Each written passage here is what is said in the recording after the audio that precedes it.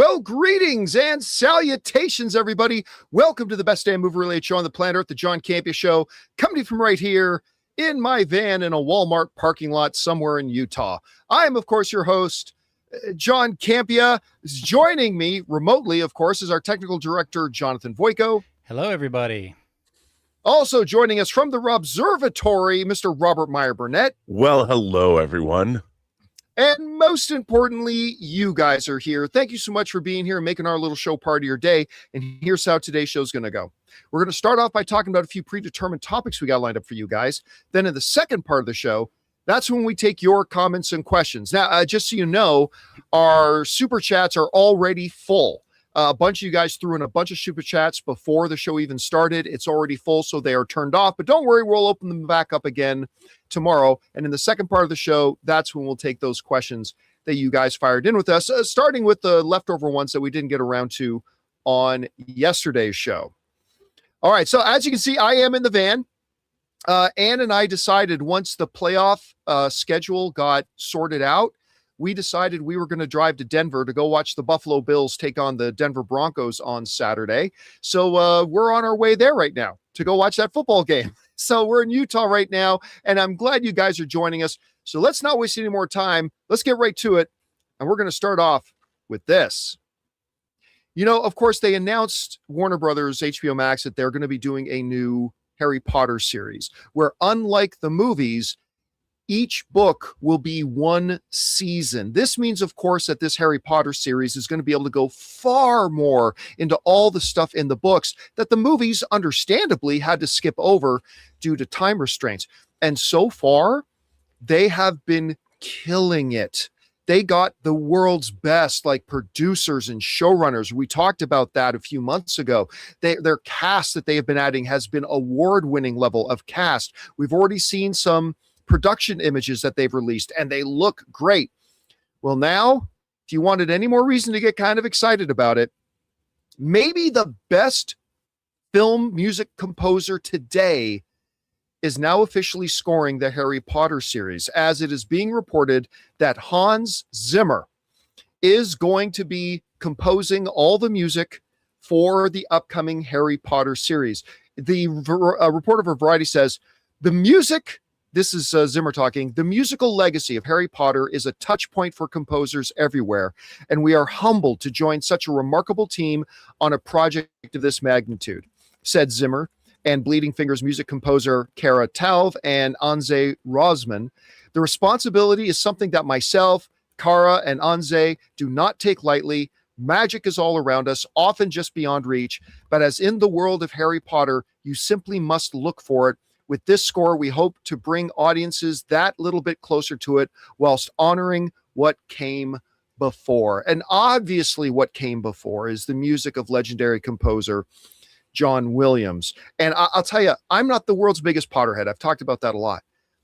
But even I, like, those notes, dun, dun, dun, dun, dun, dun, dun, dun, like, as the moment you hear it, it's like Indiana Jones, like you hear bum ba bum ba, your imagination instant wherever you are, it doesn't matter if you're in a restaurant, you're driving your car, whatever you hear bum ba bum ba, your imagination immediately takes you to some dungeon crawl where Indy is running with like some idol and swinging across a cavern. And whenever you hear that bum bum ba bum bum bum bum, you're instantly taken to Harry Potter. Now, of course, the big question I think I and a lot of people are going to have is the score going to be completely new, or are they going to use that John Williams Harry Potter main theme as the base and then build new music around it? I certainly hope they use that traditional Harry Potter music as the base. I mean, it permeates not just the movies, but now all the audiobooks. It permeates the video games. Like when Anne has Hogwarts up, you know, you can hear the Harry Potter music. I'm kind of cheering and hoping that Zimmer decides to kind of keep that main score, guys, as a foundation, and then recompose all new music around it, new character themes, new Hogwarts theme, whatever.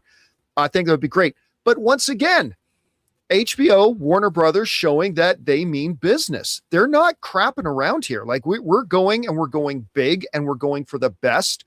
and bringing in, I mean, anything short of bringing John Williams out of retirement to do it again, this is probably the best outcome the world could possibly imagine, is Zimmer stepping in to do it. So it sounds great to me. Anyway, Rob, you heard about this news. Surprised, not surprised? What do you think about Hans Zimmer taking over the music for Harry Potter? Well, I mean, I think it's a fine idea. I mean, Hans Zimmer is, I've been a fan of Hans Zimmer since I first heard his score for a movie called Paper House back in the 80s, which I actually own the soundtrack for, that Bernard Rose directed with pre-Candyman. And I've always been a fan of Hans Zimmer, even back, like, he did scores. People forget he did the score for Rain Man. He did the score for Ridley Scott's Black Rain. So he's got 40 years of composing behind him. So I think it's a great idea. And I have to tell you, he did create some incredible music for Man of Steel that did not use Williams' Superman theme. And I wouldn't be surprised. Like, I love the Harry Potter theme music, but I wouldn't put it past him to come up with something new. I mean, maybe not, because, those two notes make me think of Superman. And I love my Harry Potter theme, but Hans Zimmer, I don't know, maybe he'll come up with something new. Oh yeah. What are you going to do when you're not saving the world? I mean, I personally have it on the same level of awe and reverence as I do with Williams' Superman theme. Yeah, it's a whole different, like it's so different, but it's so powerful. Again, I just wonder if he'll kind of mix the two. You know what I mean, Rob? Where well, when he went, the main undertones of that, and then add on top of or make something new around it. When he scored No Time to Die, the last Bond film, he went in and used like John Barry's score from Honor Her Majesty's Secret Service. And so he's been known to do stuff like that. And I don't think he would replace Williams' iconic score unless he'd come up with something that's different but equally powerful. Because Hans Zimmer's piece for Man of Steel is very different than John Williams' March. It is. John Williams' March comes from the outside, but Hans Zimmer's score comes from the inside out. Mm-hmm. If that makes any sense. Yeah. It's an eternal emotion is what tapping into. Exactly. And maybe if Hans Zimmer could tap into that and come up with an internal, whatever the musical internalization of magic is. I don't know what that sounds like. It's sort of like maybe AC/DC. He could do that. It's kind of like an AC/DC riff. It's like da-na-na, da-na-na. Yeah. Well, all right, guys.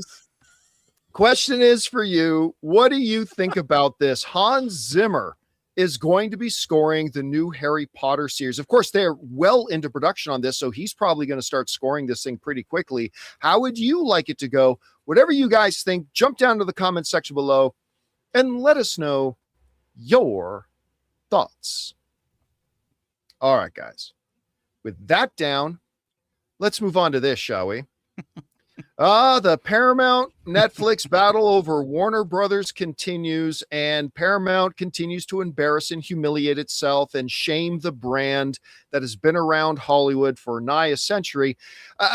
Paramount has not been able to win straight up fair and square. So what they have decided to do is to try to litigate it and sue them, which is really kind of ironic because one of the reasons Warner Brothers gave that they didn't want to enter into a business relationship with Paramount is that they said, according to David Zaslav, Paramount seems kind of like a litigious partner. And sure enough, shortly after that, they sued. Well, because now it looks like, as we covered on the show yesterday, that Netflix is going to be amending their offer to an all-cash offer, which makes it possible for them to speed up the process and actually get it to a shareholder vote, maybe as early as February, when they were saying this might not happen until August.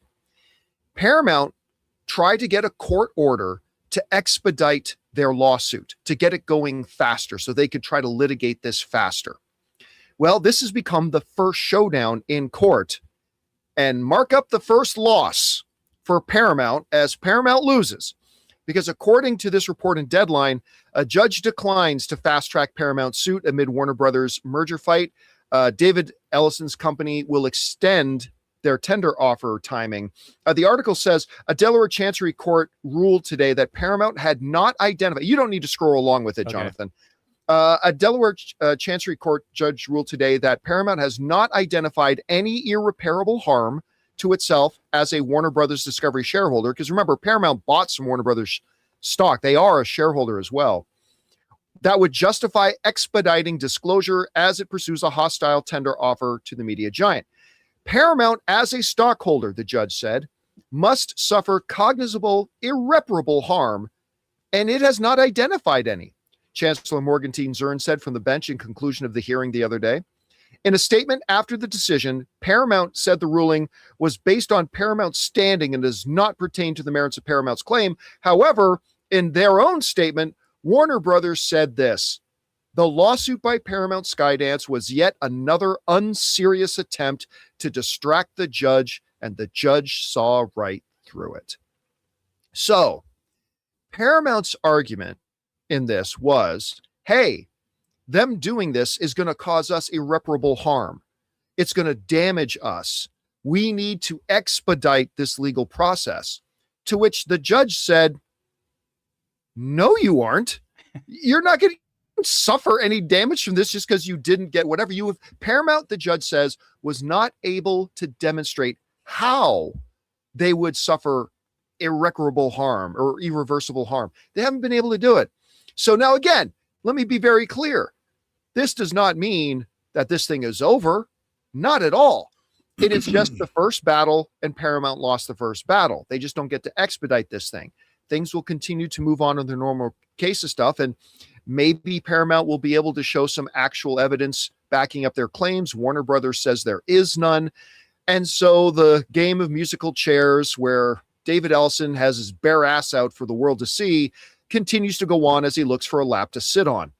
Anyway, Rob, you heard about this Paramount. This is the first head-to-head in the courts, and the judge says you're not suffering harm by Warner Brothers and Netflix moving forward. Request denied. Anyway, what is just your takeaway from this? Well, I feel bad. I feel bad that I find myself voting against the studio that gave us The Godfather and Indiana Jones and Star Trek. But I kind of am. Chinatown, Hunt for Red October, all the Jack Ryan movies. I mean, I love Paramount. I've loved Paramount my whole life.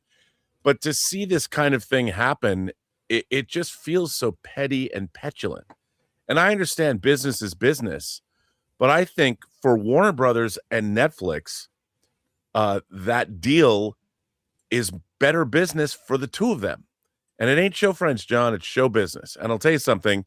I think this is the second victory. Netflix had another victory today. They re-upped their Sony deal. Sony Pictures Entertainment, coming off the heels of K-pop Demon Hunters. They're gonna continue. They've had a deal, exclusivity deal with Netflix releasing their movies. They just re-upped that deal to $7 billion, and they're letting Sony do what Sony does, make their shows and make what they make, and then Netflix will get them after proper theatrical and SVOD windows, and no one's complaining about that. I mean, I think that Netflix is making the proper moves. Netflix is in the business of entertainment. They're not in the business of controlling all of the media that goes out. There's no, I mean, people talk about there's political ideology there. Well, at the end of the day, political ideology is trumped by entertainment. And Netflix entertains, and sometimes, and I got to watch great French shows because of Netflix, and Indian shows because of Netflix, Spanish shows, Australian shows, Korean shows like Squid Game. I mean, I think the Netflix Warner Brothers partnership, assuming Netflix is on the up and up and it lets Warner Brothers be Warner Brothers, I think that's clearly the better offer. I think that's clearly the better way to go. And for somebody to be over there stomping their feet on the other side of the hill, which is, by the way, a stone's throw away from Netflix headquarters, seems so silly to me. I mean, they don't want you, bro. So why go to court? Why are you dragging people to court? And like you put it, it is very, I think, unserious. And the judge kind of was shaking his head, it felt like, even though I didn't see it. But the way he posed his responses, that wasn't favorable. No, it Not was a good very thing. dismissive. It was very, very dismissive. Yeah. And now, again, let's be clear. This does not mean this is over. This is simply stage one. There's more to go, but still, I think this is a pretty significant thing with them not being expedited. Anyway, guys, question is for you. What do you make of this whole thing? Whatever your thoughts are, jump down to the comment section below and leave those thoughts there. All right, guys. With that down, let's talk about this, shall we? You know, Avatar Fire and Ash, as of today, has crossed the $1.3 billion mark. It's been number one in the theaters for 4 weeks in a row and continues on its march. Now, it's clear it's not going to make the same money that Avatar Way of Water did. That became clear, but I've been telling you guys for a couple of years that ain't going to happen. Anyway, but it's still already crossed 1.3, probably on its way to that 1.4, 1.5, maybe even 1.6 that I kind of predicted that it would hit. But now, eyes have been turning to Avatar 4, and by extension, Avatar 5 as well, as James Cameron has now come out and basically said in reports that are coming out that Avatar 4 is not yet a locked deal. He's saying that Avatar, this one needs to make even more money. It's already well profitable, but he says this one needs to make more money and that he's got to find a cheaper way to make the films. This comes to us from IGN, who wrote, in a new interview with the Taiwanese outlet TVBS News, Cameron stopped short of confirming whether Avatar 4 and 5 would absolutely happen. But he did say Avatar 3 will, quote, need to make a lot of money, and he needs to figure out a way to make Avatar 4 and 5 for less money in order to get the thumbs up from Disney to greenlight Avatars 4 and 5. Okay. On its surface, understandably, that seems kind of wild. Like, even this one, Avatar Fire and Ash, is already at $1.3 billion. Like, how can you not greenlight an Avatar 4? But you know what? You know, the guys and I were talking before the show started today, and it's really not that big of a stretch. Because look, I believe Avatar 4 will also be a big moneymaker, but that it will be a little bit less than Avatar 3. And as long as you're starting to see a pattern of diminishing returns, I mean, it's still, again, we're still talking about the $1 billion club, but still, if you start seeing a pattern that as the years progress, fewer and fewer people are coming out, even if it's still very big audiences, the studio is going to look at the filmmaker and say, okay, look, our profit margin is shrinking. We're still making profit off Avatar. It's a $1.3 billion film, but it's shrinking. And if we're going to continue moving forward, and let's face it, Avatar are expensive films to make, man. I'm seeing that 400 million. Is that accurate? Is that I've heard other reports that said 330. I've heard anywhere from 330 to 400 million, which basically means the break-even point is probably somewhere around the $700 million mark, 750, maybe $800 million mark. Cross that, but yes, I get it. Yeah. Yeah, easily cross that. But that margin is shrinking. Yeah. Right? It's not nearly as big as a margin as it used to be. So Disney's sitting here and saying, okay, look, we believe if we do Avatar 4, it can make money, but it'll make less money than 3. We want to be able to maintain those buffers. We want to be able to maintain those margins. So in order for us to greenlight it, James, you got to come up with a way to make them a little less expensive. And Cameron doesn't seem saucy about it. Yeah. Like Cameron just seems, yeah, look, if we're going to do 4 and 5, I got to figure out a way to do it cheaper. I just got to figure out a way to do it cheaper. Now, I guarantee you, if Avatar Fire and Ash, if we were not talking about it crossing 1.3 billion, but today we were sitting here talking about it crossing 1.9 or 2.1, this wouldn't even be a discussion. We wouldn't be having this conversation about Disney maybe being a little hesitant to greenlight 4 and 5 without a reduced budget, all that kind of stuff. And that makes sense. So there's one other thing, Rob, that you got to throw out there into consideration. Cameron did not say it himself, but I have to believe that a part of this is also whether Cameron himself even wants to make Avatar 4 and 5. He's been doing this one thing for a decade and a half or more, he has been sitting on this one property, and making these movies are grueling experiences. Yeah. Absolutely grueling.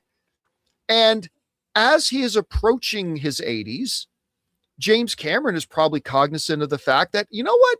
I've only got so many good movie making years left in my career. Do I really want to spend until I'm 82 or 83 years old making another 2 Avatar films, or do I have other projects I want to work on? Again, let me be clear. James Cameron didn't say this. I'm just kind of reading between the lines a little bit. Anyway, Rob, you see this story. Cameron is saying that, hey, it's not an automatic that we're doing Avatar 4, which sounds really weird for a series where all of them have made over $1 billion and a couple of them made $2 billion. Unless I can find a way to make this cheaper, what's your takeaway from this? Well, I think a lot of it probably does have to come along with fatigue. I mean, there's 3 Avatar movies now. I think they're a stunning achievement, cinematic achievement. They really changed the way movies could be made. And I think another thing that James Cameron likes to do is he's basically, since The Abyss, he's been doing research and development for all of Hollywood. Yeah. He has been pushing the limits of what is possible. That's what George Lucas used to do leading into the prequels. He was pushing all the technology. And that's what Cameron really was doing, starting with, and he was pushing ILM on The Abyss. So it was, and then they did T2.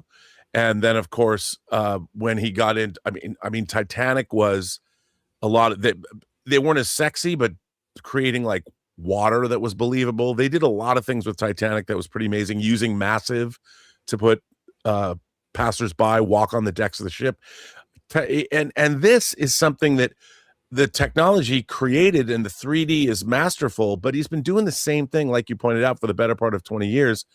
I think he knows that he's treading water now. After these 3 movies, which are incredible spectacle, he's just going to do the same thing. The only difference is the story that you're telling, and unless the story is revelatory of some way. I mean, I love the fact that they came back to Earth and reignited our own Awa or something like that, but it's still going to kind of be the same thing. And whether he does Ghosts of Hiroshima or whatever he's going to do, I think he'd like to go out. I mean, like Ridley Scott, that guy could probably make movies for another 20 years. And I think he would want to. And if James Wan indeed could come in and take over and make the last 2, and James Cameron could produce them.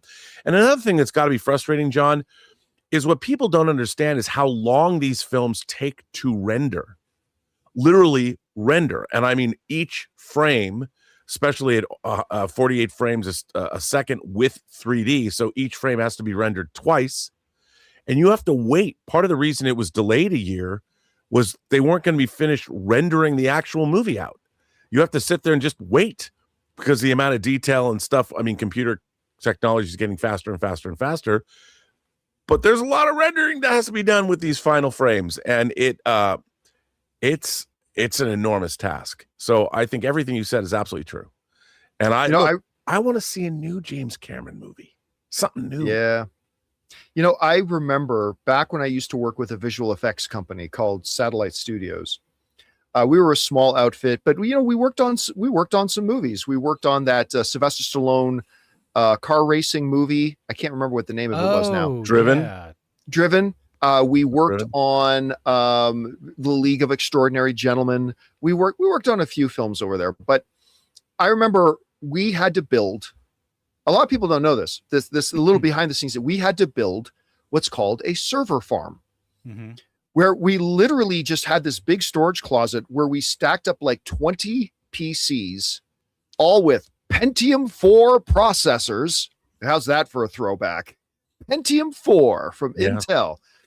And it was like, remember, we were rendering out 24 frames a second, and it was taking like 18 minutes a frame. Yeah. 18 minutes a frame, 24 frames per second. Was that a 2K? No, that was just a 1080. That was at 1080. That was at 1080. And we were rendering these things out, and that we would have like, and every computer would have like 2 processors in them. So we were running like 36 processors or something like that, just constantly running. And then you get places like Pixar that will have like warehouses of these things, of render farms. So it's a huge deal for something like Avatar. It's pretty big. Anyway, guys, question is for you.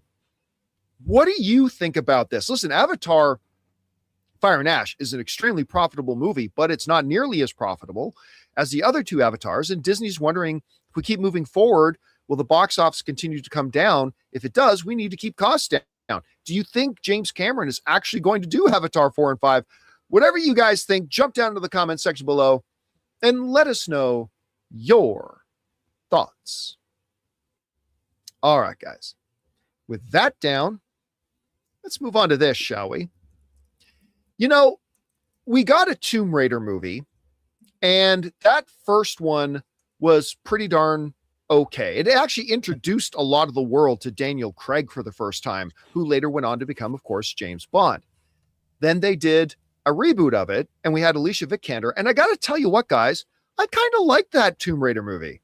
I mean, it didn't make a lot of money, but I would have been down for them to keep going with that. I kind of liked it. I didn't think it was magnificent or anything, but I thought it was pretty good.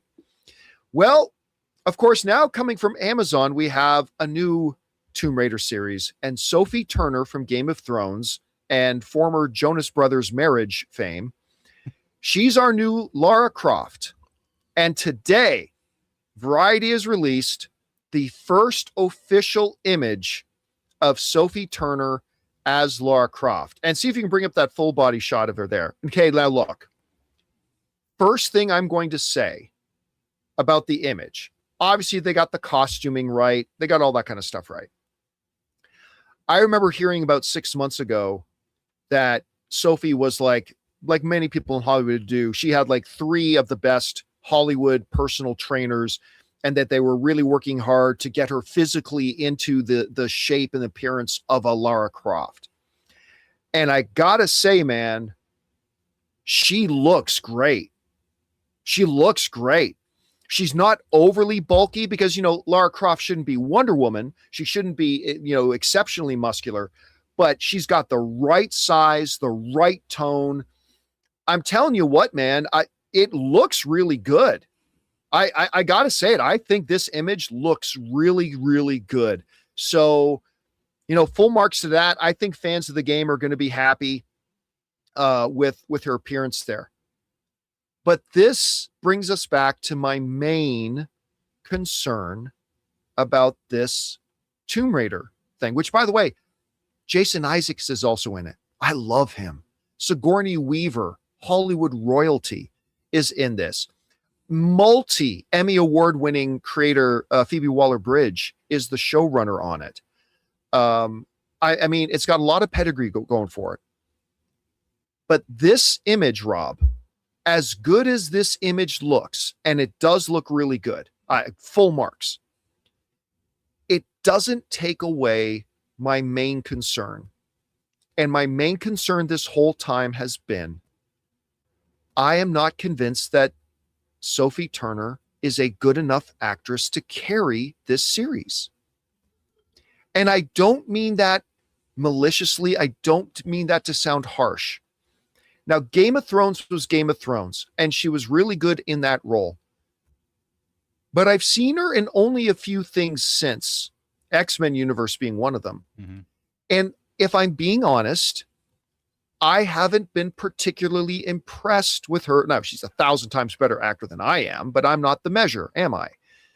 I have not been, just being honest, I have not been impressed yet with her ability to carry the screen. And now we're going to have her front and center in the lead of this series. And she remains my one big question mark. The look is no longer a question, but does she have the acting chops to carry this season? I hope when this thing debuts, I'll go, I was worried about nothing. This was great. She proved me wrong, man. That's all. She's great. I hope I get to do that. But Rob, if I'm being honest right now, that's still my one concern. Anyway, Rob, 2 questions for you here. 1, what do you think about the image? And then number 2, now that we've got the image, how are you feeling about the project overall at this point? Well, when it comes to the image, John, I have to recuse myself because you redheads are my weakness. And there's a specific kind of redhead that I like that Miss Turner falls into that category. So I'm not going to say anything. Just all I can say is that I think it's a fine choice for the character. That's all I'm going to say. How do you feel about the show overall? But beyond that, look, I think your concerns are well-founded, but I would say this, this is an important show. It's based on a very venerable and beloved franchise, video game franchise. And I think there's a lot riding on it. And I think that they probably saw a lot of people. I don't think someone said, we're going to cast her because she's a movie star. They knew how important this role is. So I bet she had to audition. So I'm going to put the trust in the showrunners to have picked the best lead that they could. So I think I'm hoping optimistically that they will succeed in bringing us a memorable Lara Croft. And I have to be honest and say, I kind of don't care. I'm going to watch the show anyway. I'm getting back to being serious for a second about the series itself. Again, listen, you got, I am not discounting the fact that you have a multi-time Emmy award winning, extremely decorated showrunner here with Phoebe Waller-Bridge. Like what she did with her series was incredible and well deserved. It's an amazing show. I got hooked on it once Anne got me to start actually watching it. It's an incredibly well done series, and you've got great talent around it. And so I'm going to just hope you're right. I'm going to hope that they saw something. I hope that Phoebe and the rest of her team saw something in Sofie Turner that made them go, she's it. She's the right one. Maybe in the same way that Christopher Nolan looked at Heath Ledger. We talked about that yesterday when everybody else in the world was going, the gay cowboy from Brokeback Mountain is Joker. Christopher Nolan saw what he needed to see, and the rest is history. And hopefully that's what it turns out here with Sofie Turner as Lara Croft. Anyway, guys, question is for you. What do you think about this? The first official image of Sofie Turner as Lara Croft is now out. I think it looks really good. I'll be honest with you. I think it looks great. I still have my concerns, though, about the series overall. I'm hoping that I'm wrong and it's for no reason.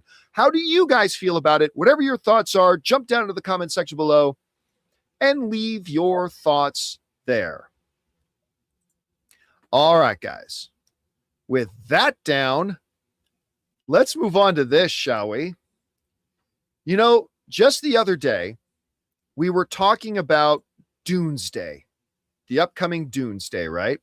And of course, I think it's December 18th. We've got Avengers Doomsday and Dune 3, both coming out on the same day, and the fan base has now called it Dunesday, which there's one of the great posters for it. Mm-hmm. That looks amazing. I think that's from our good friend Boss Logic. Is that one by Boss Logic? Yeah. He did a series that one is by Boss Logic. Yeah, he made a couple of them. Can I say something about this particular poster since you brought it up? Sure. This harks back to some artwork that Chris Foss did for the original Dune that was going to get made in the 70s by the cult director, why am I drawing a blank on his name? Jodorowsky, Alejandro Jodorowsky. And that's why it's even cooler, because it's the Dune mask and it harks back to Jodorowsky's Dune. Boss Logic knows what's up. Oh, dude, he's the best at this in the world.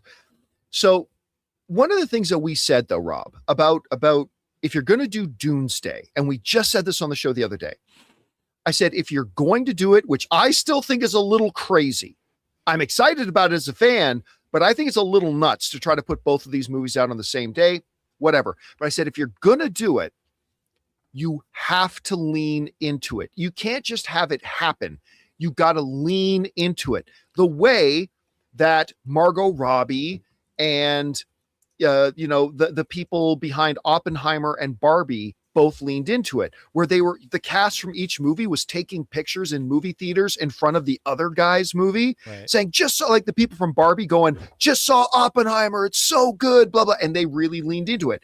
And we said on this show that if you're going to do Doomsday, you have to do that same kind of thing. You got to lean into it. And I remember I said on the show, I said, I want to see Robert Downey Jr. standing in front of a Dune poster in a movie theater saying, I just saw Dune and it's awesome and all that kind of stuff. Well, somebody must have been listening because according to Variety, there was an event last night. In it, you can see the headline here. Robert Downey Jr. says Timothee Chalamet is one of the greats and touts Doomsday as Avengers Doomsday and Dune 3 open the same day. So they were doing one of these for your consideration award screenings last night of Marty Supreme. And Timothee Chalamet was going to take Q&A. The person running the Q&A was Robert Downey Jr. Coincidence? Robert, I think not. I think not. Robert Downey Jr. himself came out to do the Q&A for Marty Supreme with Timothee Chalamet. And let me read a bit of what is in the article here. Timothee Chalamet's Marty Supreme Oscar campaign got a significant boost during a Q&A for the film moderated by Robert Downey Jr. Downey heaped praise on Chalamet, going so far as to calling the 30-year-old actor one of the greats. Now, this I'm going to read this because it's pretty cool. This story that Robert Downey Jr. told last night. He said the following. He says to Timothee Chalamet, "You've talked a lot lately about this," Downey said about Chalamet's pursuit of greatness. "I am literally twice your age," Downey said. "When I was 30, I was making a movie with Norman Jewison. It was called Only You, me and Marissa Tomei. We were on the Amalfi Coast somewhere, and I just go to Norman, you know, Moonstruck and all these great movies. And I go, Norman, I think I'm one of the greats. What do you want to I want you to tell me if you agree with that." And Norman looked at me like I was nuts. And he said, "Well, Mr. Downey, that remains to be seen." And what I want to say in front of God and everybody in this audience here with you is that as of Marty Supreme with you, Timothee Chalamet, it no longer remains to be seen. You've got Academy Award winner Robert Downey Jr. saying, "You're just 30. And I'm telling you, it's not a question anymore. You, Timothee Chalamet, are one of the greats." And you guys know I've been harping on this for years. I think he's 100% right about that. But here's where it gets really interesting. It goes on to say Robert Downey Jr. continued to go on, and they started talking about, you know, this little thing called Doomsday. And I'm just trying to scroll down to find it and find out where it is. There it is. Okay. It turns out Chalamet and I were wrong. His press tour worked as Marty Supreme made over $100 million so far. Once Chalamet's Oscar season for Marty Supreme winds down, he'll be starting up an international press tour later this year for Denis Villeneuve's Dune Part 3. The sequel comes out on December 18th, the same day as Robert Downey Jr.'s Avengers Doomsday. And Robert Downey Jr. said this: "We both have films opening up on December 18th, and we decided to coin it. We're thinking Doomsday." Well, come on, sorry, we Robert, coined that. You did not coin that, Robert Downey Jr. Anyway, we didn't either. A lot of people did. "We're thinking Doomsday," Downey told the audience during his Q&A. "We'll see if we're still friends by then." And Robert Downey Jr. stands up and opens his jacket, and he's got a Dr. Doom shirt on. And Rob, here's the big thing to me. I mean, first of all, I think it's notable. You know, I've been talking about ever since Call Me by Your Name, Timothee Chalamet is the next one. He is the heir to the throne. He's the heir to the Daniel Day-Lewis throne. He will be that next guy. And it's now kind of forming into it. And he's been doing nothing but the last few years, but proving me right. And to have Robert Downey Jr. get up on that stage and say, "Listen, it's not potential anymore. You're it. You are one of the greats that have ever done this." That's great too. But I think the thing that's going to catch most people's attention here is the Doomsday thing, that now both of them are leaning into it. And Rob, like I said, I have been nervous about, I don't know if it makes business sense for them to release both of these films on the same day. But I did say, if you're going to do it, lean into it. And Rob, it looks like they're going to lean into this. It looks like Warner Brothers and Disney are going to have a coordinated year-long marketing campaign of not just marketing Avengers Doomsday, not just marketing Dune Part 3. They're going to be marketing Doomsday. And to start it off, Rob, by having Robert Downey Jr. actually moderate the Q&A with Timothee Chalamet, the reigning Best Supporting Actor at the Academy Awards, interviewing the probable next Best Lead Actor at the Academy Awards, it was perfect. It was a perfect way to kick this shit off. And if anybody ever had any doubts left, if I had any doubts left, Rob, if you had any doubts left, I didn't. That they're actually going to do this and they're actually going to follow through with this Doomsday thing, I think those doubts have to be erased now. Anyway, what did you take away from this whole thing? Well, first of all, the comments are really nice. By the way, I want to correct myself. It was H.R. Giger that did the artwork for Dune that I was thinking of. Chris Foss did do Dune artwork for Jodorowsky, but it was H.R. Giger's face. I have to say that I love this, John, because you know I'm a big proponent of Doomsday. I really am. I mean, it's fun. It's just fun.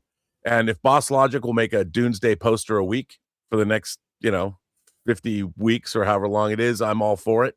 I just think that, movies are entertainment. And to know that you've got two companies with a lot riding on these movies, especially Disney, why not have fun with the idea? I mean, these are two gigantic, probably, I would assume, beautifully made films. They are the height of studio power. And it's exactly what movies should be. And when you have Timothee Chalamet, who truly is one of the greats, and Robert Downey Jr. on stage kicking off the Doomsday marketing campaign, that to me is fun.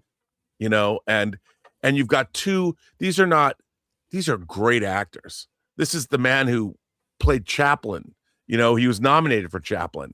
And then you've got the guy playing Paul Atreides opposite the guy who plays Tony Stark and Doctor Doom.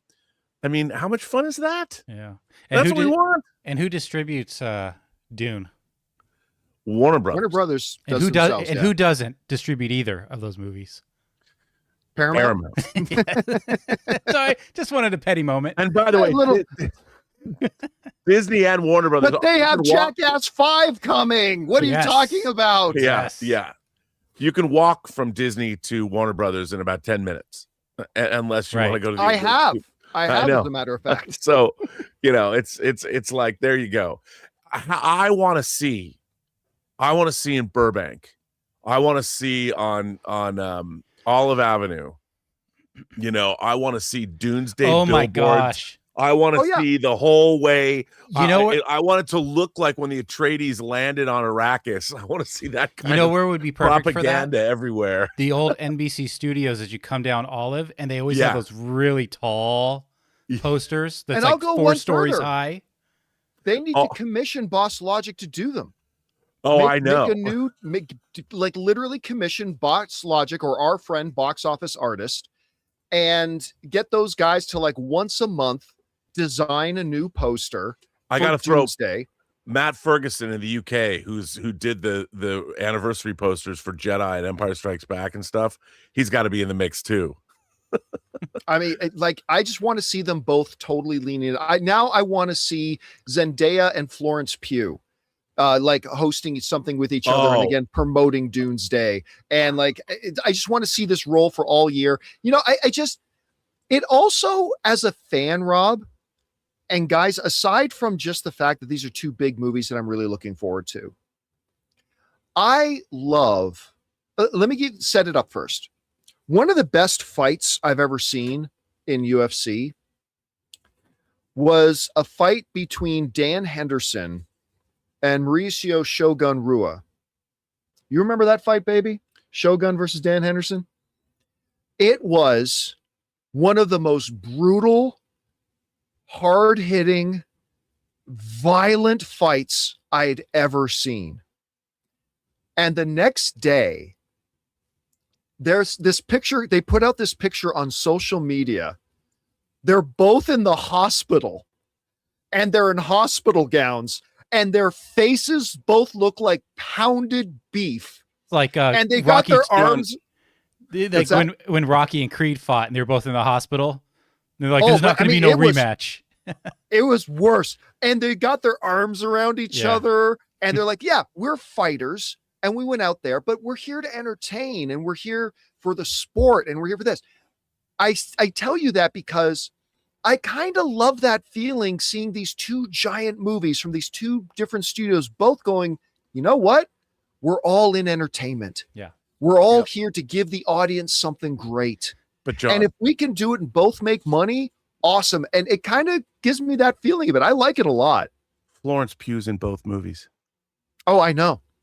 And I mean, that's somebody's got to do an outfit where it's a combination of Yelena and Princess Irulan. Oh, right.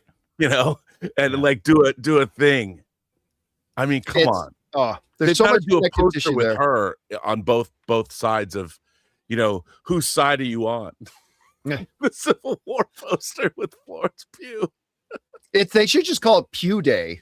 Like December 18th is Pugh Day. Anyway, guys, I feel like maybe Doomsday is better than Pugh. Doomsday might be better. Doomsday is better. Doomsday might be better.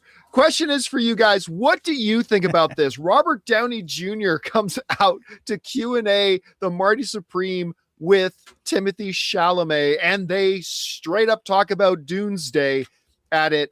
And even in it, when Robert Downey Jr. said, you got to see the video clip when he says, I think we coined a phrase for it. And he looks over to Timothy. You want to say it? And Timothy's like, no, you did. You tell them what it is. And he says, Doomsday, as if they came up with it. But I love this. Whatever you guys think about it, jump down to the comment section below and let us know your thoughts. All right, guys. With that all down, it's time for us to move on to the most important part of our show, which is, of course, taking your comments and questions. But before we do, we got to do two things. First, bid good day to writer, director, producer Robert Meyer Burnett. Great job as always, my friend. I'll talk to you tomorrow. All right. I'll be there. And of course, the other thing we need to do is pay some bills around here and thank the sponsor of today's episode of the John Campea Show, our friends at BetterHelp.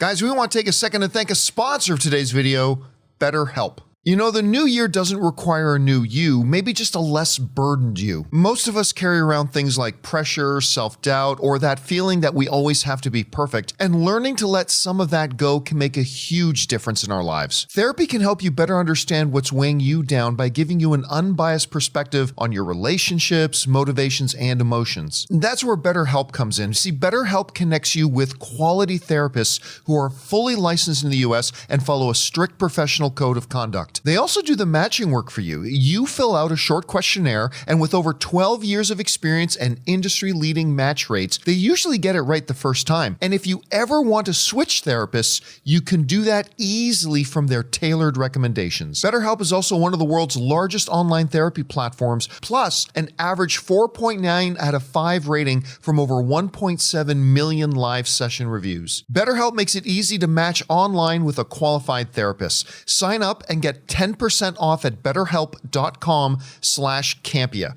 That's BetterHelp.com/Campea. And thank you to our friends at BetterHelp for sponsoring today's episode of the John Campea Show.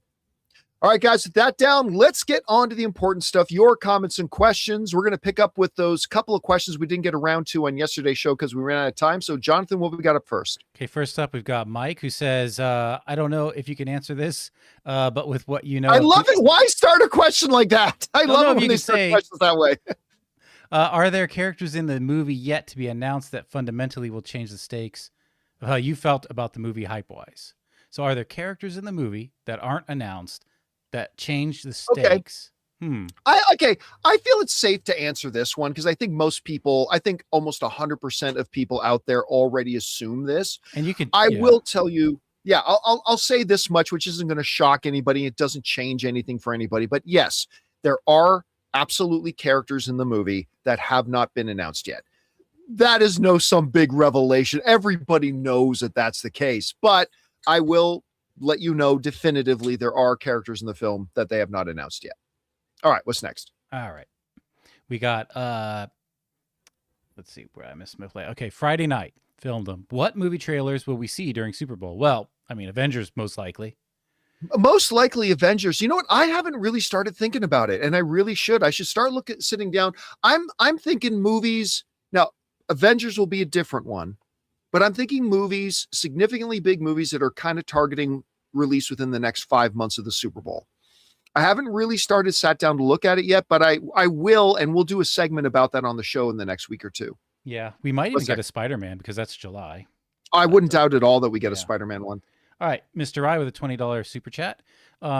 hope you got caught up with Fallout soon. It's funny. The big complaint with season 1 was that it was all dumped at once, making talking about it short-lived. Now that it's released weekly, no one is talking about it. A lot of people are talking about it. We just haven't really covered it on our show. Yeah, I mean, and I feel bad about it. There's just so many TV shows I'm behind on right now, and Fallout is right at the top of the list. I've been I just loving haven't it, started. though. I'll tell you. Yeah, you've been telling me it's great. I need to get caught up, maybe during this trip that we're on, because we have a lot of hours of driving to do still. We'll get to Denver and then drive home from Denver. Go Bills, go! By the way. So hopefully I'll get caught up in that really soon, because I want to get up on it, and I'm really glad they're releasing it week to week. And don't say nobody's talking about it. I have people writing me almost every day about it, and there's a lot of YouTube channels covering it. Like, breakdowns, everything. I haven't been talking about it just because I haven't gotten around to getting caught up yet, because I love season 1. I just got to get caught up on season 2 now. All right, what's next? Screen Speak. Sean Hakim. I may have missed it, but your thoughts on Begonia? Finally watched it. Pretty obvious. And the ending. Stone worth. Probably meant still worth an. Stone is worth an Oscar nom. Plemons.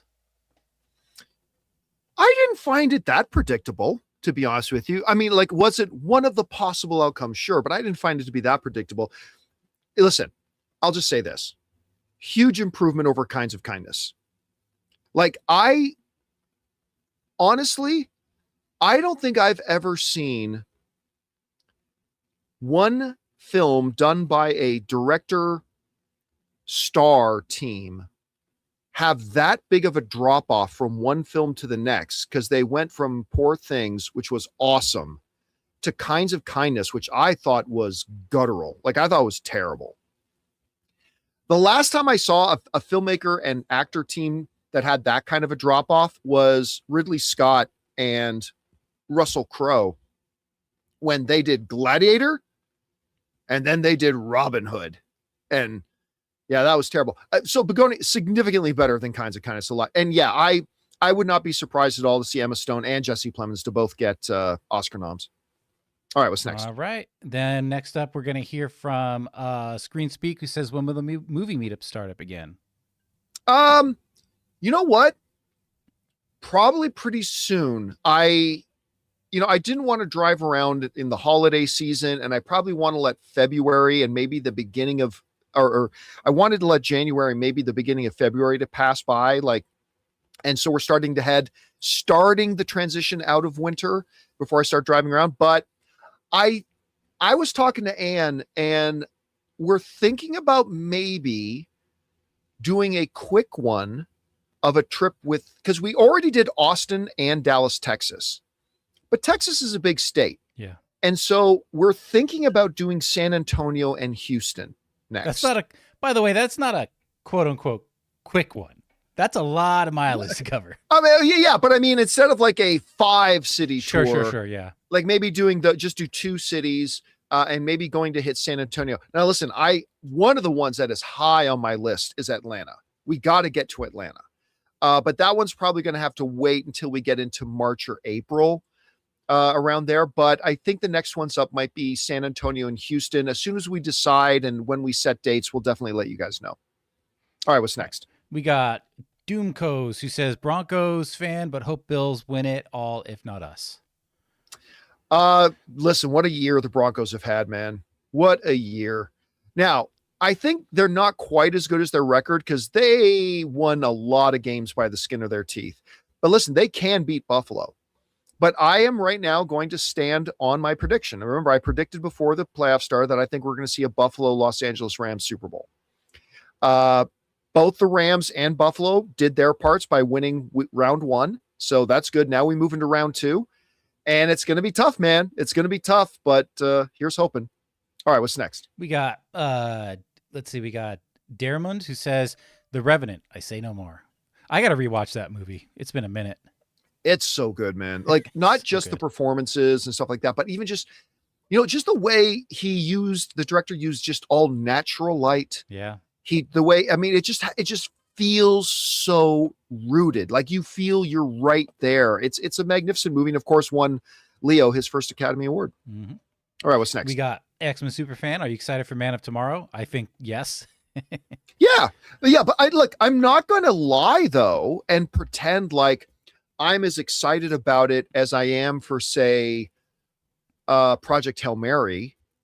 I'm not as excited about it as I am for, say, Doomsday. Now, ask me that question again once we get much closer and marketing starts. Then I'll probably start to get really hyped. But yeah, I'm absolutely looking forward to it, 100%. All right, what's next? Mr. Hank Dunn, and we can comment on the first half, but you're not getting us on the second.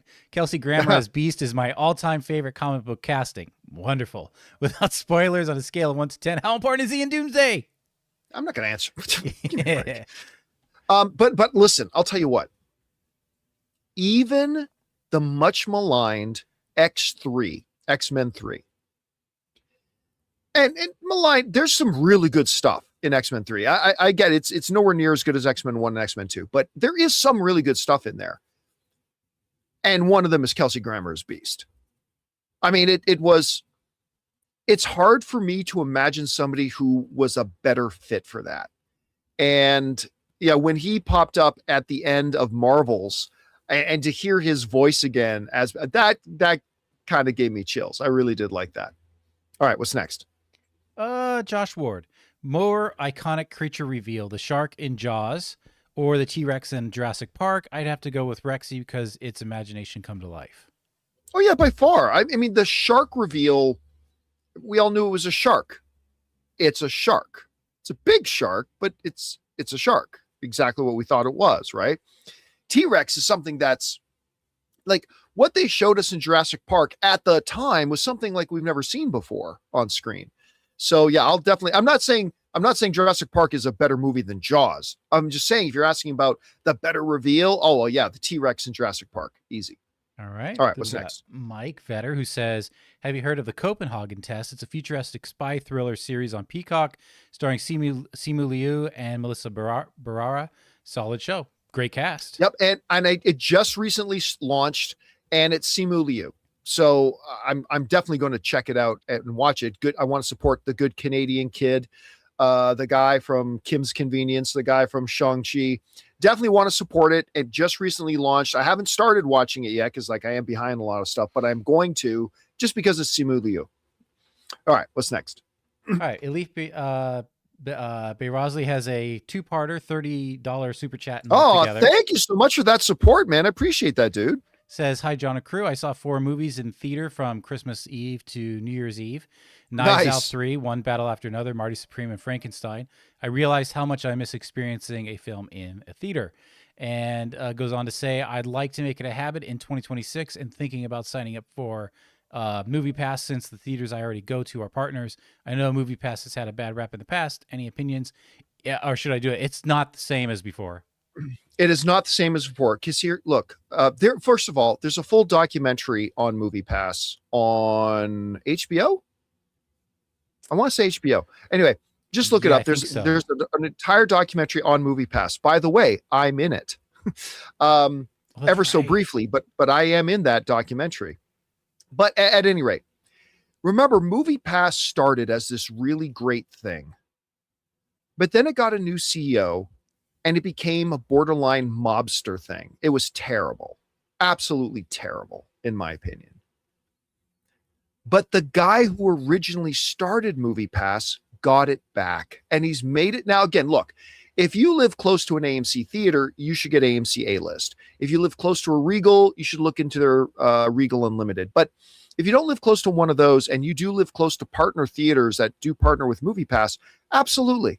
Yeah, absolutely. Give it a shot. Because again, it's being run by the guy who created it, who is doing a good job with it. So yeah, I would endorse it. All right, what's next? Okay, we got Reptarsis, who says 3 Body Problems should have gotten the same theatrical movie treatment that Dune or Project Hail Mary is getting with a director like Nolan or Denis. You can't do 3 Body Problem as a movie. You just can't. Listen, there are those who would argue you can't do it as a series either, because this is the second time that they've tried to make it a series. By the way, I thought the series is very good.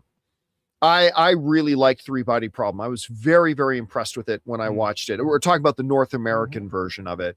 I was very, very impressed with it. I just don't see how you do that as a movie franchise at all. I'm not saying it's impossible. I'm just saying I can't see a way to do it that way. Well, and then also it's the whole, and they should have done it with Denis or Nolan. It's like, well, yeah, sure, or Spielberg or whatever, but that doesn't mean you're going to get them. That doesn't mean they want to do it, right? Yeah, everybody thinks every movie. You know what they should have gotten? They should have gotten Christopher Nolan for that. Oh, really? Is that what we should have done? Should have gotten the absolute best to do it.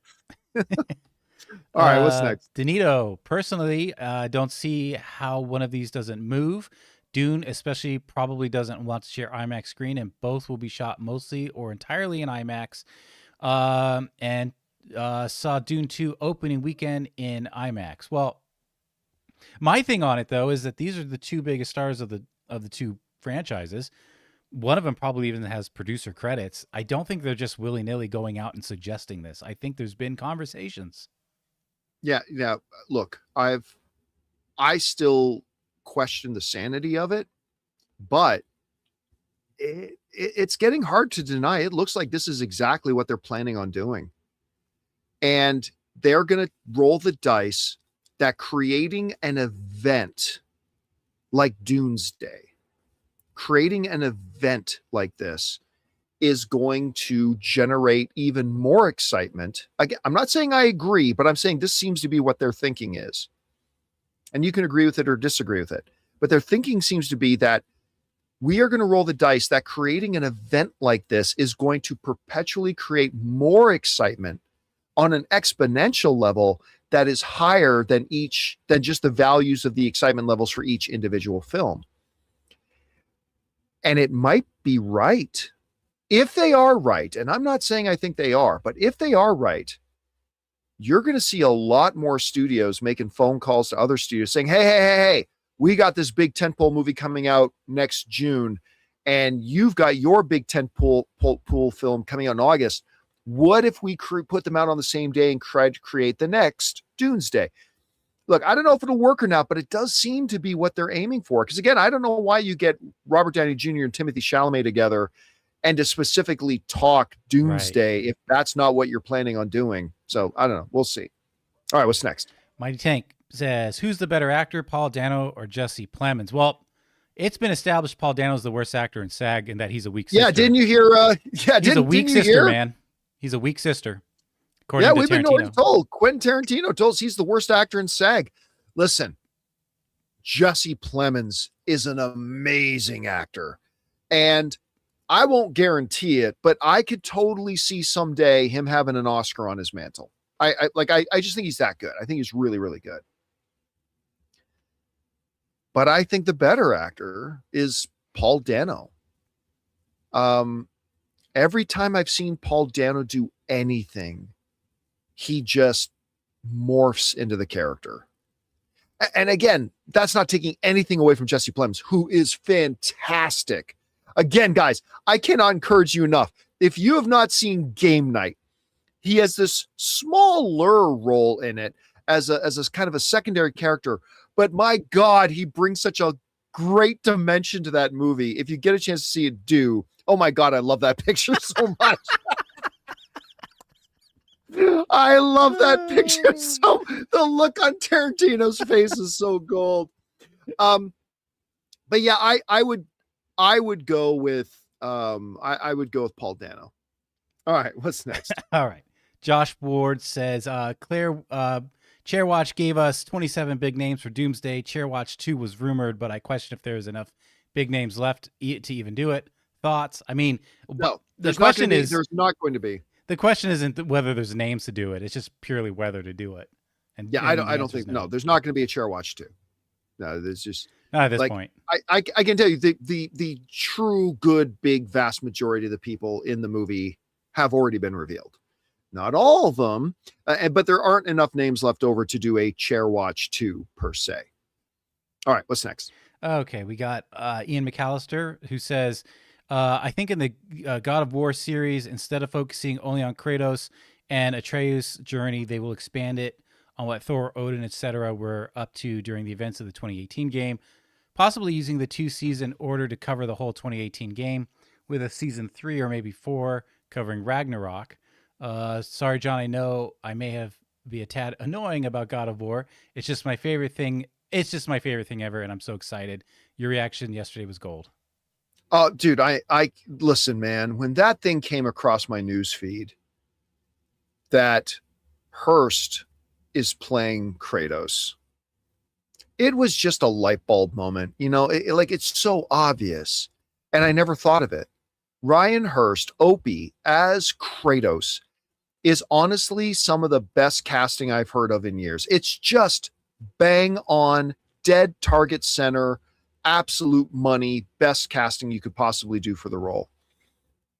He's a great actor. He's got that physical presence, and he's already in the God of War world, because in God of War, he is Thor. He's Thor in God of War already, and his voice just permeates and so good. So for him to play Kratos is so wonderful. And I think, I think video game players, gamers, way 1,000 times overestimate. Well, the story in our game, stories in video games are fine, and they play well with gameplay. But there are some games that truly do have cinematic stories, and God of War is one of them. They got to do Red Dead at some point too, by the way. But God of War, and tying into God of War Ragnarok, is definitely one of those stories. And I just can't wait for this. Now we got to see who they get as Loki or Atreus. We got to see who they get as that character. All right, what's next? Saint says, hey, John, to follow up to yesterday, Jack O'Connell in Sinners reminds me of Will Poulter in Detroit. Another brilliant performance that got overlooked. Dude, the number of brilliant performances in Detroit are legion. I mean, everybody in Detroit, I was just gobsmacked by. What's the name of the kid who just played? Why am I freezing on the guy's name? He was the kid in, what's the Jason Sudeikis, Jennifer? Are we there yet? Girl from Friends. I think that's it. Is that it? Is that it? Where they fake that the girl from Friends, Jennifer Aniston, and Jason Sudeikis, Will Poulter. Yeah. Will Poulter. No. Are we there? That was another road trip drive. Yeah. Movie. We're the Millers. We're the Millers. Yeah. Marcus Y in the live chat was the first one to put that in. I love We're the Millers, actually. But Will Poulter was killer in that. John Boyega, Anthony Mackie. It's been a few years since I've seen it. I'm trying to remember everybody in it properly. Detroit was one of those movies that I watched it and loved it. Like, I was floored by it, but it touches so true that I could never watch it again because it's so disturbing. It's just I've never watched it again since the first time I watched it. And I think it's brilliant and the performances are incredible, but I couldn't watch it again because it really strikes too true. And, but it is great. If you've never seen it, give it at least one watch. All right. What's next? Ian McAllister with, I'm assuming he's talking about God of War with the 2-season order. Does that mean Amazon will be filming both seasons at the same time, meaning we won't have to wait 3 years between seasons? Know what?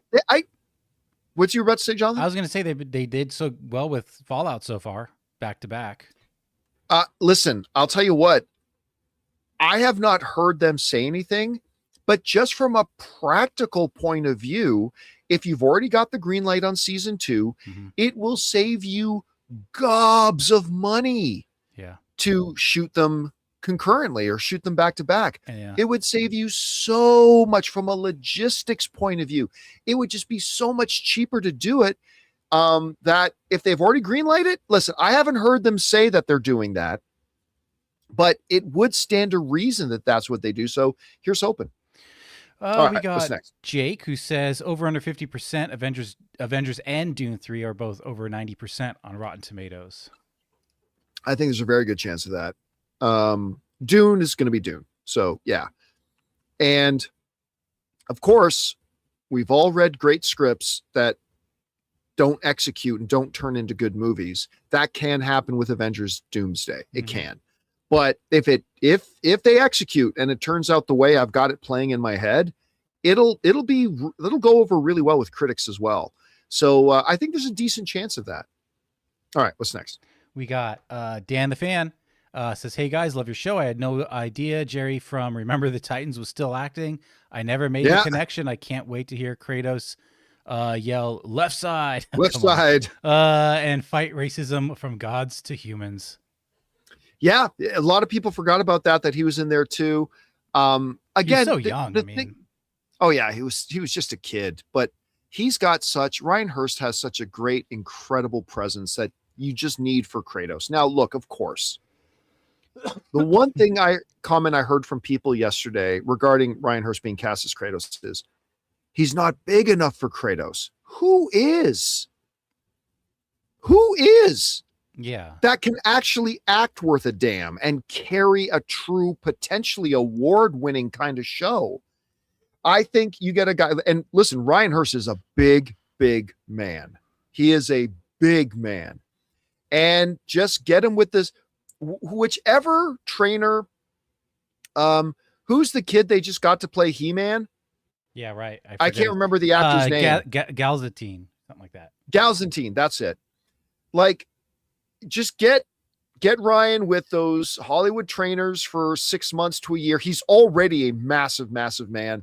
Just get him up there. But listen, guys, you're never going to get anybody on the planet. Was Tim Curry large enough to play Darkness in Legend? That was Tim Curry. Yeah. A little bit of a different scenario, but sure. But I'm just saying back then and today, movie magic, Yep. All right, what's next? Here's our last one. Ghostiac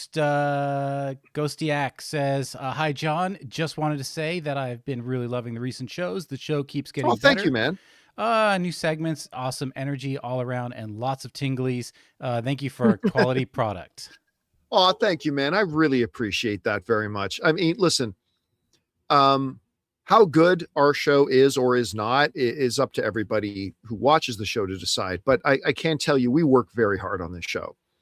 You guys don't see the hours that we put in behind the scenes to try to get ready for the show and prep, and to have a daily 1 to 2 hour show every day. It takes a lot of work, and we do work hard, and we hope it makes for a entertaining and we hope informative show as well. I mean, listen, right from the very beginning, when I created like the first movie podcast, the whole idea was that we wanted a show that felt like you were in the room with a bunch of friends talking about these things that we love so much, movies, and talking, and we hope that when you watch our show, we hope that you feel like that. We hope you feel like you're in the room with us, just with a couple of your friends, and we're all just jabbing about movies. Now, we do a lot of research, and we, as much as we can at any rate, and we put a lot of production value into it as much as we can at any rate. And hopefully we make it fun. And if you do, that's great. So seriously, I mean this wholeheartedly. Those kind words you just gave us mean a lot to us. So thank you so much for that. We really appreciate it. And all right, guys, that'll do it for today's installment of the John Campea Show, coming to you from Utah in a Walmart parking lot in our van. I have, of course, been your host, John Campea. Big special thanks to writer, director, producer Robert Meyer Burnett, our technical producer, Jonathan Voico. All right, guys, stay golden. My name's John Campea, and until tomorrow, my friends, bye-bye.